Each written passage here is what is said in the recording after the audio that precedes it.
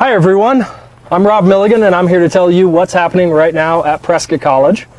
So Prescott College, for the month of March, I'm going to be talking about clubs and student activities that are going on around campus. And one of the funny things about Prescott College that I've noticed is that we seem to have as many clubs as we have students. Sometimes it seems that way. I've got Victoria here, and Victoria, you started a club which, correct me if I'm wrong, building an EcoVillage? Yes, sir. Okay, and this is part of your senior project, correct? Yes, it's a bigger project than the senior project, because the senior project is to serve as a microcosm of what village life looks like when we're all expressing our truths and in deeper connection with ourselves, each other, and the planet. And then the EcoVillage Club is essentially all the particulars of how do we actually form this. Okay, so tell me, what are you all doing in the club? Or because I was there yesterday filming a little bit. So. Yeah, no, great question. So we're doing a lot of different things. We're essentially looking at all of the variables that we need to work with first to actually become a successful, thriving, regenerative eco-village. And just a little distinction, eco-villages are separate from intentional communities in their size and their scale, as well as their mission. They're in a service-based mission kind of orientation, where they serve as developmental centers for new technologies or new methodologies, and then they share that with the larger community. So essentially in the club, we're doing all of the first particulars. First of all, we start with why did we all come here? What drew us to this eco-village term, to this, opportunity to redefine life as we know it, essentially. And then we're going through, and so far we've been working with our vision. What is the big conceptualization of what we would like to see in this village that we are indeed forming? And then scaling that down into really tangible vision documents. So our vision, our mission, our goals, our aspirations, things of that nature. And then we're also working with different types of different types of government styles and decision-making processes, really. And then we're also going to be working with how do we assess our financial borrowing power? What kind of legal entity structures do we want to create to support all of these different missions? Whether that be what kind of entity do we want to hold land, to have an educational center, to have a holistic healing center, to have community businesses, one day have a hospice center, all these different things. So they need, they have different variations from there. And then we're also working with what would be then our land criteria that we would need to meet all of these, again, big conceptualized ideas. Because the other thing in context of the eco-village is it's to set it up now so that way it can regenerate and can survive for many, many generations long past me. And then essentially working with, how do we acquire finances? Do we want to do grant writing? Do we want to approach different organizations and initiatives across the globe? And then the other real key part of it is connecting all of these different projects that are already going on, whether it be here in the States or all the way across the globe, to really just bridge that gap, because there's so many people working on such brilliant things. We don't have to reinvent the wheel, and we also see that there's a real leverage point in connecting the already happening actions, if that makes sense. It does, and that's a club, by the way. So that's all that you were saying sounds amazing, and it's the fact that it's a club. It's students are doing this outside of their schooling, and that on that's amazing. That it not only is it helping and affecting the school, but it's affecting the environment. It's helping the town. It's helping the state. Yeah, that's a lot. Thanks. When do you sleep? I guess would be my next question. Yeah. I mean, how does because there's only like 5 or 6 of you, that at least when I was there yesterday. Right. How do so few people get all of that done? Or is it just starting it and pushing it forward? Very beginning of all of this project. And what you see kind of every week is a touch and go of who can come and who doesn't have other conflicts and things like that. As of right now, there's 19 of us that are really invested in this. So we have, again, listening to what is our biggest interest actually serves not only us but the community that is forming, because I can't make you do something that you're not interested in. So zoning, if zoning doesn't jive you and doesn't wake you up in the middle of the night of figuring out how do we do this, that's in antithesis of what is kind of like necessitated now from the county, etc., then zoning isn't going to be your thing. But if zoning is your thing, then you can divide up and work with the other folks that are into zoning. And zoning is a great example because there's so many, it's so complex that there's so many different avenues for research just in that one little, foundational area. And then working together and collaborating from, again, people. We also designed a mentored study. That's how kind of this all got birthed. I was just going to do an independent study. Okay, I'll learn it myself, and then told a few friends, and they're like, well, create a mentored study and create a club because, we all want to be involved, but degree plan room or whatnot. So we're kind of working in tandem with that, and then other people that don't even go to this school who are really interested and believe in the vision that we're putting forth are also collaborating and coming together. So really, I guess to clarify a little bit, the mentored study and the club is an overview of all the foundational aspects, and then we're diving deeper into what our areas of interest are as a foundation for once we continue to get the tribe together and kind of create some cohesion amongst the group, then we can look back to what we're creating is called an EcoVillage design document. It's sort of like the wellspring evolving document that has all of the information we've gleaned from our different areas of research, resources, networking, all these different things, and we can look to that when this starts to just get more momentum and say, you know what, we already did a lot of research on this area of zoning, but we need to research this area, or this is already kind of in alignment, maybe we need to refine this, etc. So it's really a complex, but this is the birthplace, and it's beautiful that so many people are coming into this project and with all different types of intentions.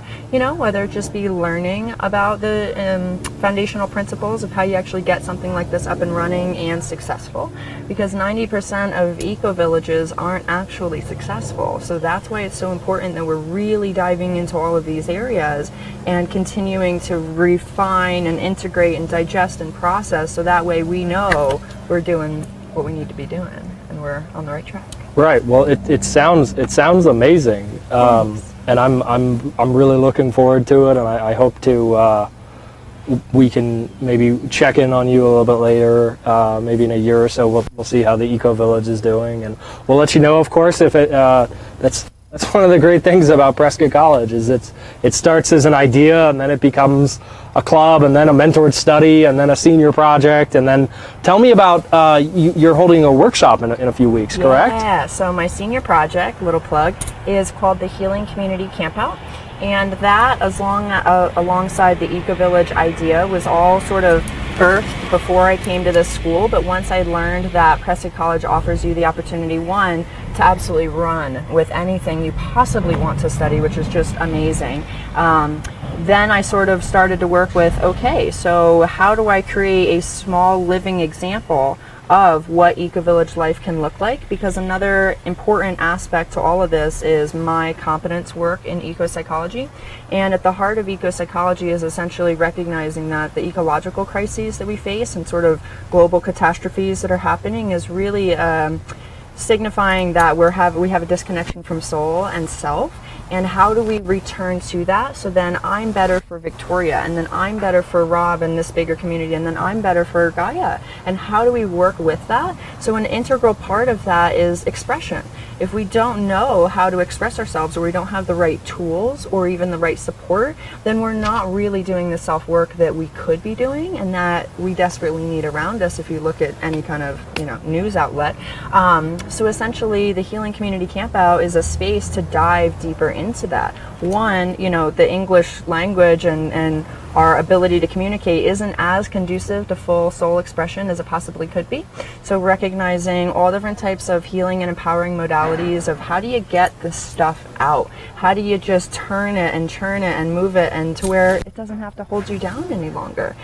So that is where the expressive arts therapies and again, other empowering modalities comes into play, because we really need to learn new ways of thriving, because so much in current system is surviving. You have to survive. That's it. That's all you're good enough for.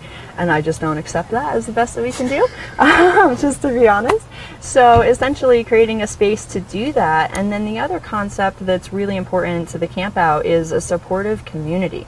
Because again, if you imagine we're so disconnected from ourselves, we're not able to hold space for one another as appropriately as we have the capacity for, nonetheless, for ourselves. So how do we all come together and recognize the common goal?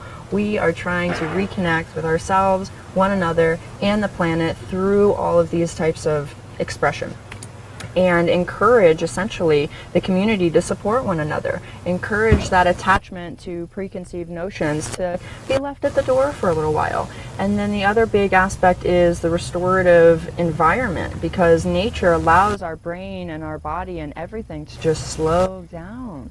You know, even just exposure to blue and green colors can have immense benefits on the body. So how does it look like then to bring people together that wants to express themselves, bring a community together that supports that journey and knows that if you want to start bawling right now, that's okay. If you want to start yelling and you know, painting wildly and whatever it is that helps you move that energy, that's okay. In addition to the really restorative, again, relaxing space of our natural environment, you just can't beat it.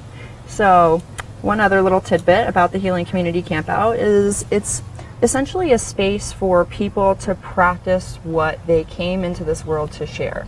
Because part of my work with eco-psychology is working with grief, and a big area that we grieve is we come into this world with a gift that we are most readily able and capable of bringing to the community, but so often that's not cultivated or nourished because you're not a lawyer, you're not a doctor, you're not an entrepreneur, all these different things, to where so many people are falling through the cracks because those, you know, specialized areas aren't the entirety. So how do we create a space for, if you have been practicing yoga for a lot of years and it really jives you and it wakes you up in the middle of the night, you just want to do yoga with people, but you're not certified, no one believes in you, the community doesn't support your mission, you're not sure if you can even drum up an audience. All of these factors plays a role in, again, why that gift isn't cultivated and isn't fully brought to the community.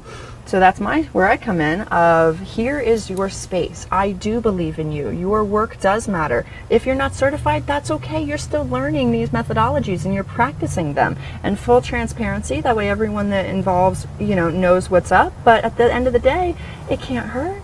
You know, and it can't hurt to decide, is this really what's going to wake me up in the middle of the night and keep me going no matter what, or not? Is this going to be, you know, a lifelong kind of soul pursuit or not? And then again, giving that community the space to support one another in that what you came here to do is valued, is important, and people need to learn different ways of just listening, different ways of expressing, all these different things, all tied into the Healing Community Campout. Wow, that sounds like a lot. You said that if students aren't certified, one of the things I think about that's really neat about Prescott College is that if the student isn't certified in like yoga or something like that, there are ways that they can be certified through PC. Yep, yep, exactly. And this is to serve as sort of a launching ground to say, you know what, I really do want to get certified because I've been able to practice this now with members of my community, audience that does understand what I'm doing, what, you know, jives me, why I'm, you know, what I can bring to them through this practice and through my own learning, and then give them the full space to hopefully just get excited and run with it. And maybe even like guide them into like what where they would have to go in order to get certified. Like, okay. Yep. So we're almost out of time, but I wanted to. What kind of like sessions are you going to have? Like, if I'm watching this and I wanted to know more about this campout coming up in a couple of weeks, how could I learn more? That's fantastic. Thank you so much. So we have we have a Facebook page called the Healing Community Campout. It's an event. It's going to be held at Juniper Well Ranch in Skull Valley, April 21st, 22nd, and 23rd, Friday, Saturday, Sunday. And Friday evening is going to be an introductory session where we all introduce ourselves, but we also acknowledge how important it is for the participants to be courageous enough to do this work, even, you know, just a little bit, and then how also courageous it is for the practitioners to be willing to share their practice and their craft, essentially, because everything is donation based, to spread the message and the wisdom that is, you know, can be gleaned from this entire event as far and wide as possible. And great. I know it's great. Excited. It all sounds amazing, and we'll have a link for the Facebook pages down on underneath the video. And can they email you if they have any questions? That would be or- fantastic, yeah. And you know, the other thing I've been stressing to people is if you don't think you're a healing or empowering modality practitioner, this is a space for your passion. So let me know. If you like to build sandcastles with little kids who maybe have some sort of ailment and you see how beneficial it is for them, this is the space that I can help you create that for yourself, again, for your community, and then for the deeper connection that stands to be experienced with the environment. That sounds amazing. So if you have any questions regarding any of this, you can contact Victoria at victoria.ellis@prescott.edu, or is it student.prescott.edu? Thank you. Sorry, it changes. It's very confusing.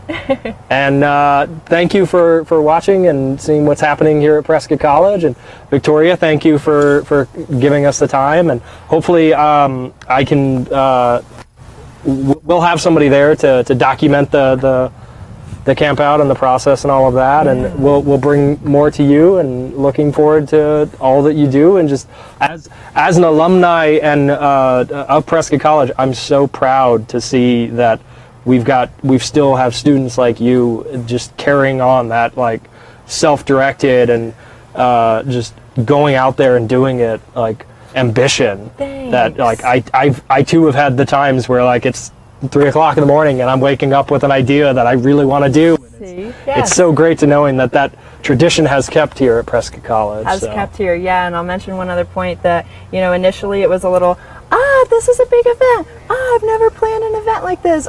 Is there going to be enough support? And I just go with it. And so many different avenues of support have constantly and continuously come my way that there is no reason you can't do every last dream you have. Exactly, and yes. This is the starting of that. Whatever you want to do here at Prescott College, you can do. And if you need support or it feels overwhelming, there's going to be plenty of support. And Victoria, thank you for coming. And that does it for us here at what's happening here at Prescott College. And tune in next week. Thanks, Rob. Thank you.